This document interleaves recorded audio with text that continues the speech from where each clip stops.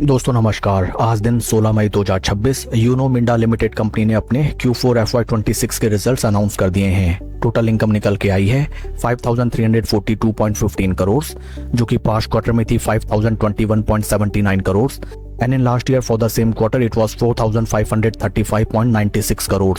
Total income figures में हमें quarter on quarter 6.37% की इंक्रीमेंट, जबकि वाई ऑन वाई बेसिस 17.76% की ग्रोथ टोटल इनकम फिगर्स में नजर आई है।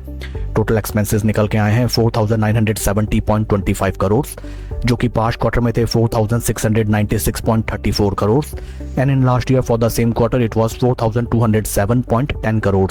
टोटल एक्सपेंसेस फिगर्स में हमें क्वार्टर ऑन क्वार्टर 5.83% की इंक्रीमेंट, जबकि वाई ऑन वाई बेसिस 18.14% की इंक्रीमेंट टोटल एक्सपेंसेस फिगर्स में नजर आती है।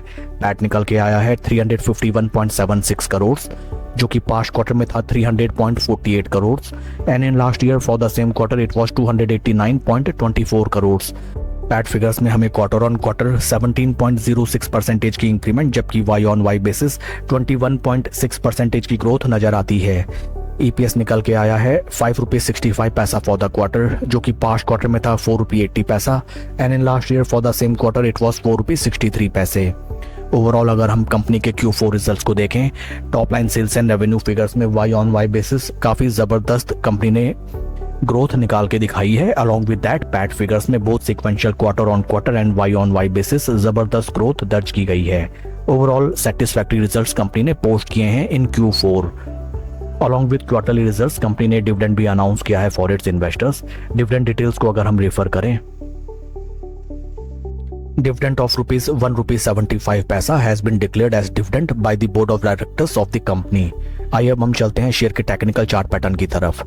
This is weekly time frame, जहां पे हमें नजर आता है that stock in technical terms अपने 200 वीक मूविंग एवरेजेस के ऊपर ट्रेड कर रहा है, जबकि 20 एंड 50 वीक मूविंग एवरेजेस के क्लोज कंसोलिडेशन में स्टॉक हमें ट्रेड करता हुआ नजर आता है। Right now stock is facing resistance from the upside trend level resistance points. In price स्तर पे स्टॉक ने ऑलरेडी 3-4 टाइम्स आके ब्रेकआउट देने का अटेम्प्ट किया, but each and every time stock में फ्रॉम अपर प्राइस पॉइंट्स हमें ठीक ठाक गिरावट भी नजर आई।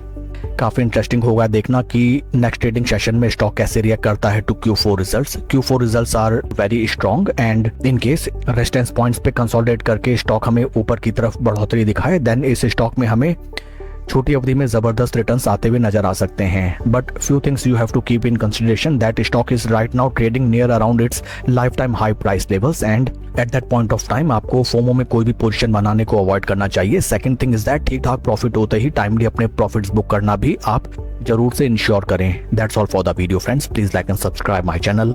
Thank you.